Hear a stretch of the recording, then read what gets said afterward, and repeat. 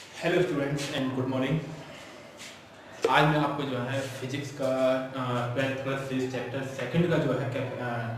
Electric potential and capacitance का topic बताने वाला हूँ। जैसा कि मैंने आपको पिछली वीडियो में बता चुका हूँ कि कैपेसिटर क्या होता है और उसकी कैपेसिटेंस क्या होती है, वो मैंने आपको पिछली बार भी बताया था, पिछली वीडियो में बताया था। और आइसोलेटेड चार्ज के बारे में बताया था कि आइसोलेटेड चार्ज के लिए जो कैपेसिटेंस होगी किसी कैपेसिटर के लिए वो कितनी होगी, या आइसोलेटेड किसी स्फेरिकल सेल के लिए कितनी होगी। तो आज मैं आपको ये चीज़ें बताने वाला हूँ इस वीडियो के जरिए कि हमारा जो कैपेसिटर है और जो उसकी कैपेसिटेंस है वो हमारी किन किन चीज़ों पर डिपेंड करती है, यानी कि इसकी डिपेंडेंस जो है कैपेसिटेंस की, कैपेसिटर की, वो किन किन चीज़ों पर जरूरी है, यानी कि उनके लिए क्या क्या चीज़ें जरूरी होती है। तो हम इसको एक प्रॉपर्टी बोल देते हैं कि जो हमारा कैपेसिटर है और उसकी जो कैपेसिटेंस है उसकी वो प्रॉपर्टी क्या क्या है, यानी क्या क्या चीज़ें के ऊपर डिपेंड है। तो मैं आज का पहले टॉपिक यही डाल रहा हूँ कि प्रॉपर्टीज ऑफ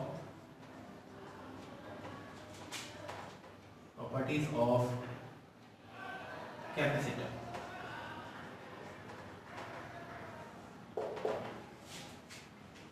कोई भी हमारा कैपेसिटर होता है वो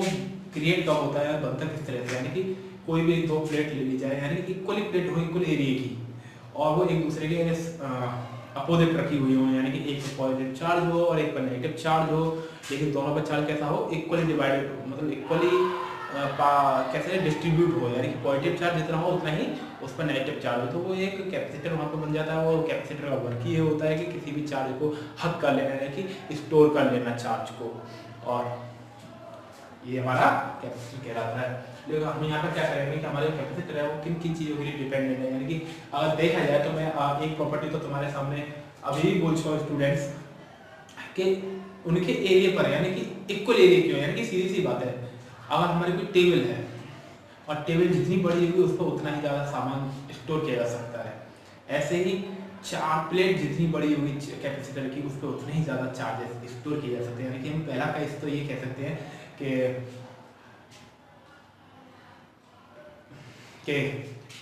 हमारा कैपेसिटर जो है वो एरिया के, या कैपेसिटेंस जो है कैपेसिटर की वो एरिया की डायरेक्टली प्रोपोर्शनल होती है। जैसे मैं आपको फिगर में बनाने वाला हूँ, फिगर में सारी चीज़ें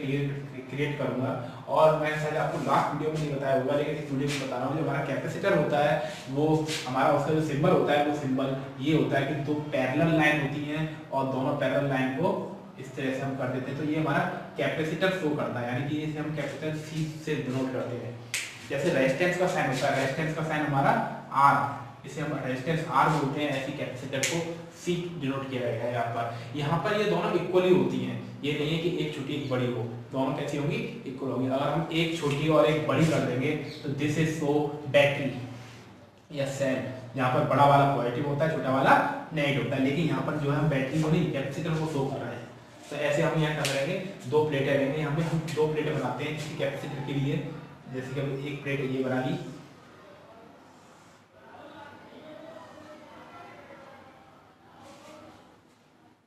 और एक प्लेट हमने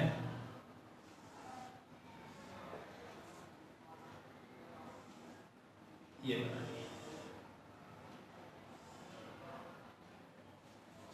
तो ये हमारी दो प्लेटें हो गई, जिसमें से एक पहली प्लेट पर हमने पॉजिटिव चार्ज डिस्ट्रीब्यूट कर दिया। तो मैंने बताया अभी आपको कि एक प्लेट में पॉजिटिव चार्ज होता है, और जितना एक प्लेट में पॉजिटिव होगा उतना ही हमने एक दूसरी प्लेट पर नेगेटिव चार्ज क्या कर दिया, डिस्ट्रीब्यूट कर दिया। तो ये हमारा कैपेसिटर क्रिएट हो गया यहाँ पर। यानी कि हम चार्ज डिस्ट्रीब्यूट कैसे करेंगे, अपना तो आ नहीं जाएगा, यानी कि कहीं ना कहीं से हम इसको कनेक्ट करेंगे, किसी वायर से कनेक्ट करेंगे। लेटर सपोज इसको हमने कनेक्ट किया मेन सोर्स ऑफ लाइट से, ठीक है।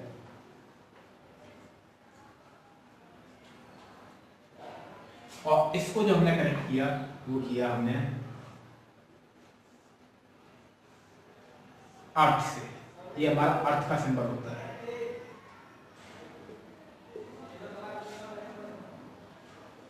ये हमारा अर्थ हो गई, यानी कि अब हमारा जो है ये कैपेसिटर क्रिएट हो गया यहाँ पर। और इन दोनों प्लेटों के जो बीच की डिस्टेंस है वो हमने लेट कर ली डी है, और लेट अस सपोज इन दोनों प्लेट यानी दो प्लेट हैं, एक प्लेट ये है और एक प्लेट ये है, और इनके बीच में कोई डायरेक्टली कांस्टेंट फिलअप है, यानी लाइक दैट कोई ऑयल है या कोई प्लेट रखी हुई है, वो भी अगर हम रखना चाहें तो वो भी हम यहाँ पर भर सकते हैं, फिलअप कर सकते हैं। अगर कुछ नहीं रखा हुआ तो यहाँ पे एयर तो फिलअप है ही, तो उसको भी हम डायरेक्टली कांस्टेंट बोलते हैं, लेकिन जबकि यहाँ डायरेक्टली कांस्टेंट एयर के लिए वैल्यू जो हम लगाते हैं वैक्यूम वाले लगाते हैं 1 यानी 1। तो ये हमारा जो है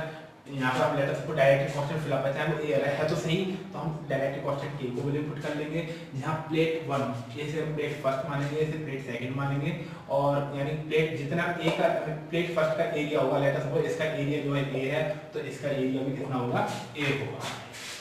तो इसकी जो पहली प्रॉपर्टी है वो हमारी यही है कि let us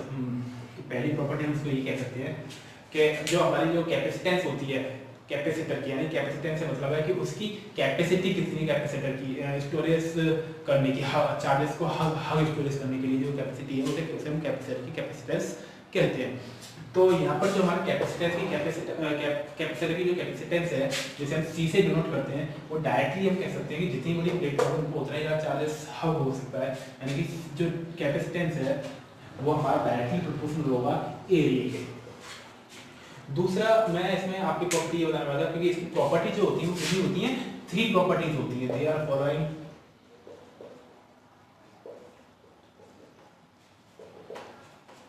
3 properties.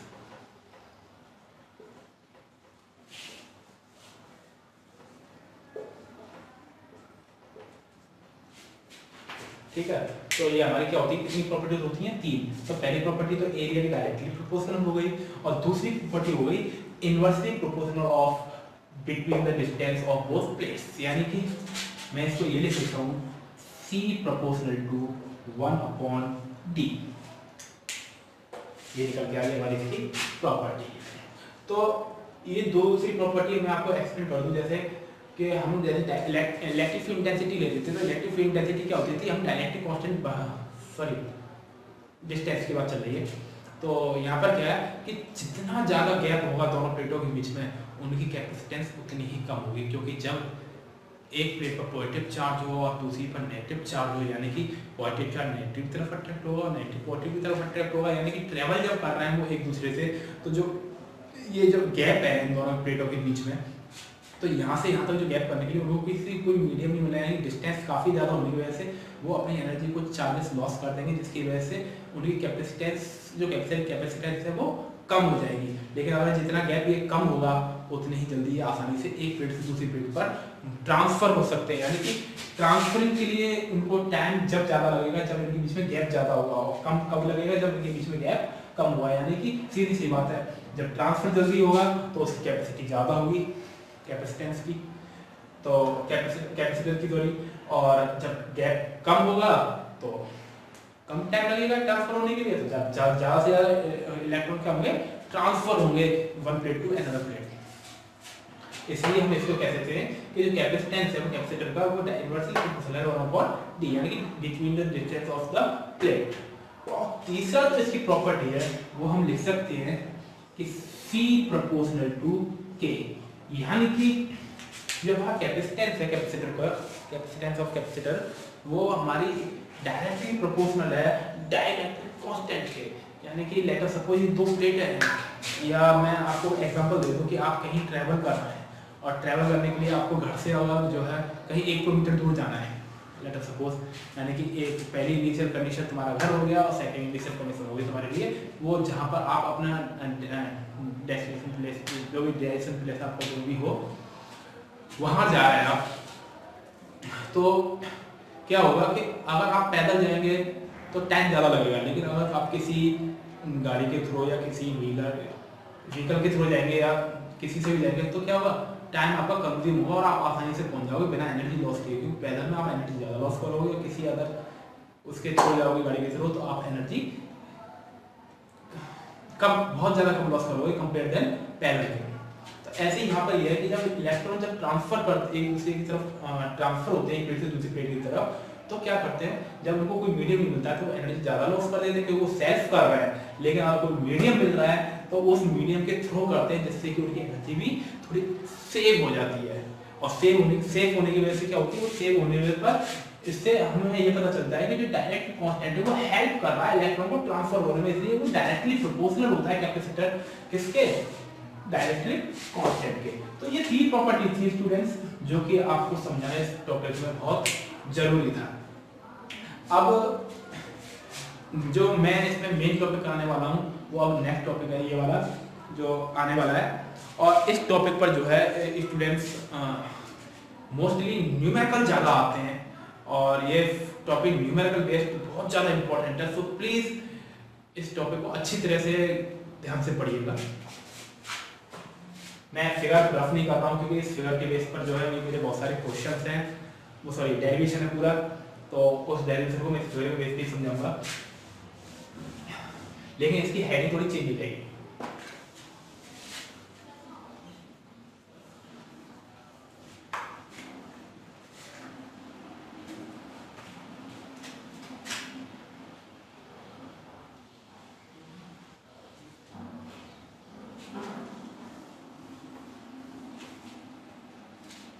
Capacitance of parallel plate।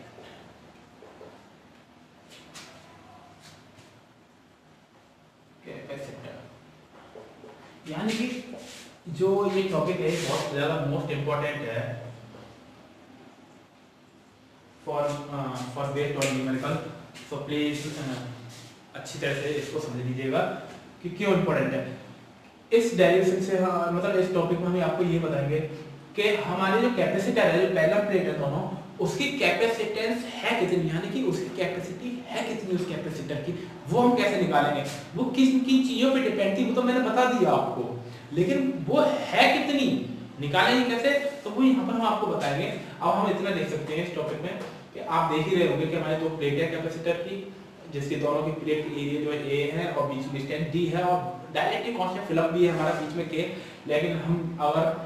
चलो के मान लिया तो अब क्या होगा कि यहाँ पर जब पॉजिटिव है यहाँ पर जब नेगेटिव है तो इन दोनों प्लेटों के बीच में जो चार्जेस ट्रांसफर हो रहे हैं, जो इलेक्ट्रिक फील्ड भी क्रिएट हो रहा होगा, अगर देखा जाए तो इलेक्ट्रिक फील्ड की जो डायरेक्शन होगी वो पॉजिटिव टू नेगेटिव होगी हमारी यहाँ पर।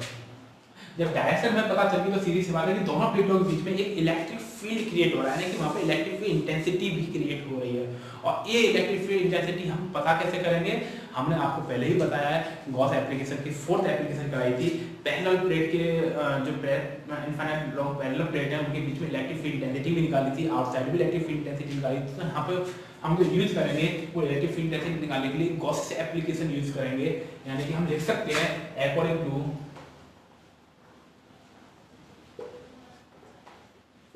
Gauss's theorem application.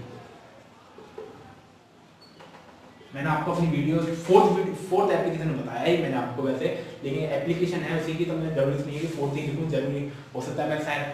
कोई और बुक में 3rd एप्लीकेशन हो ये या किसी और में 5th एप्लीकेशन हो, लेकिन मैंने आपको ये 4th एप्लीकेशन के रूप में बताया, इसलिए मैंने यहाँ पे उसका डिफाइन नहीं किया कि कौन सी एप्लीकेशन है।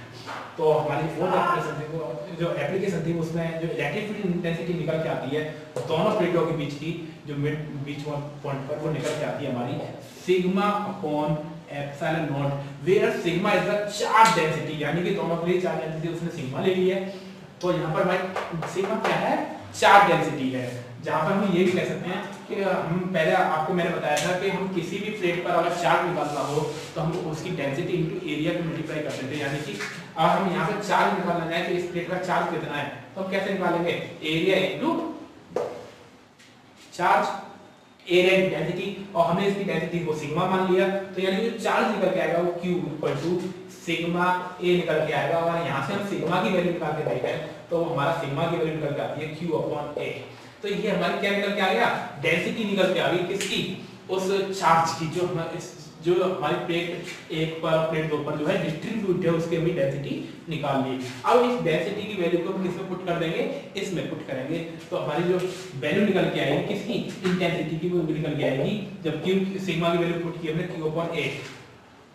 Q upon A। तो और एक एफएल नॉट ये है, तो ये क्या आ गया हमारी निकल के, ये हमारी निकल के आ गई इलेक्ट्रिक फील्ड इंटेंसिटी। लेकिन ये इलेक्ट्रिक फील्ड इंटेंसिटी जब निकल के आई जब इसके बीच में कोई भी डाइलेक्ट्रिक कांस्टेंट फिलअप नहीं है। Let us suppose dielectric constant fill up है, तो मैंने आपको पहले बताया है कि डाइलेक्ट्रिक कांस्टेंट फिलअप करने पर जो है कैपेसिटर की कैपेसिटेंस बढ़ती है, लेकिन इंटेंसिटी क्या होती है, हमेशा कम होती है। यानी कि यहाँ पे इंटेंसिटी कम हो रही है, इसलिए हम यहाँ K का डिवाइड कर देंगे। यानी कि अब हमने जो है डाइलेक्ट्रिक कांस्टेंट फिलअप कर दिया, तो उसको हमने K का डिवाइड कर दिया। तो ये हमारी पहली इक्वेशन क्रिएट हो गई यहाँ पर आकर के। अब बात करते हैं स्टूडेंट्स के हमें जो निकालना है वो कैपेसिटेंस निकालना है। यानी कि वी नो, यहाँ पर मिल सकते हैं we know that C equal to Q upon V। यानी कि हम ये आपको पहले वीडियो बता चुका हूँ मैं कि जो हमारा कैपेसिटेंस होती है, कैपेसिटर होता है वो Q अपॉन V के इक्वल होता है। यानी कि हमने ये निकाला था। तो हमें कैपेसिटेंस निकालने के लिए हमारे पास चार्ज तो है, जो चार्ज Q इस पे डिस्ट्रीब्यूट है हमें पता है, लेकिन पोटेंशियल कितना है, तो हम पोटेंशियल कैसे निकालें। तो हमने आपको पहले भी डेरिवेशन में बताया है कि पोटेंशियल ग्रेडियंट, यानी कि पोटेंशियल ग्रेडियंट में जो हमारा फॉर्मूला निकल के आता था वो निकल के आता था E equal to V upon R। या यहाँ पे R डिस्टेंस होती थी, यहाँ R डिस्टेंस ना होकर यहाँ डिस्टेंस क्या है भाई D। यानी कि अगर हम इस इक्वेशन को पोटेंशियल ग्रेडियंट से करके देखें तो यहाँ पे electric field intensity, electric potential और बीच डिफरेंस, यानी कि इन दोनों के बीच का ये क्या होता है, इस इक्वेशन को हम रिलेशन भी बोल देते हैं, electric potential and electric field intensity के बीच का रिलेशन। तो हम आगे जो लिखने जो जरूरत है वो हम ये लिखेंगे equation number 2 now from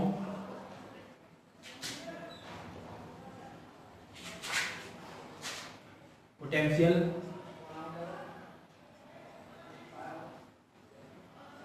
gradient. तो हमारा पोटेंशियल ग्रेडियंट कितना हो जाएगा, V equal to E D। अब हम क्या करेंगे, हमारे पास V की वैल्यू है,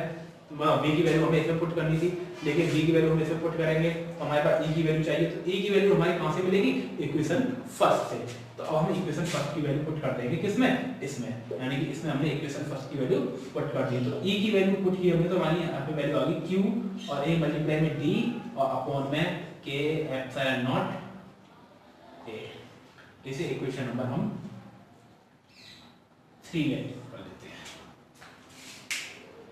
ओके स्टूडेंट्स, अब जरा मैं फिगर को रफ कर देता हूँ क्योंकि फिगर की जरूरत नहीं है यहाँ पर, note down.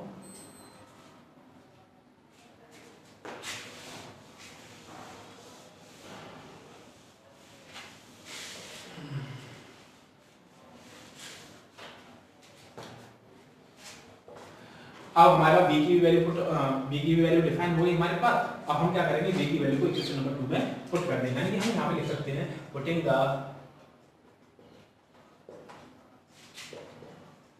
Value of equation 3 in equation 2 we have C equal to Q upon V की वैल्यू पुट कर रहे हैं यहाँ पर ये वाली, तो ये नीचे आ जाएगा Q upon D upon K epsilon naught A। यानी कि नीचे से ऊपर आ गया और Q से Q कैंसिल हो गया, यानी कि C equal to K epsilon naught A upon D।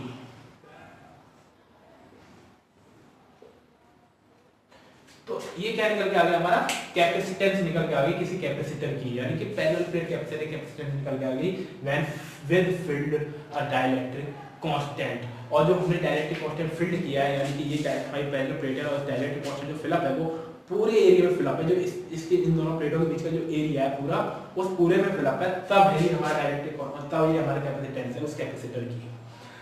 अगर हमारा कोई डाइलेक्ट्रिक कांस्टेंट फिलअप नहीं है तो हम यहाँ क्या कर देंगे, हटा देंगे, यानी K की जगह पर 1 लगा देंगे, और है तो हम K लगा देंगे। तो ये हमारा डेरिवेशन यहाँ पे प्रूफ हो गया, निकल के आ गया। एंड मैं आशा करता हूँ स्टूडेंट्स कि आप सभी को ये टॉपिक अच्छी तरह समझ में आया होगा। And please like and subscribe my channel and click on the bell icon for watch new videos upcoming. Thank you very much.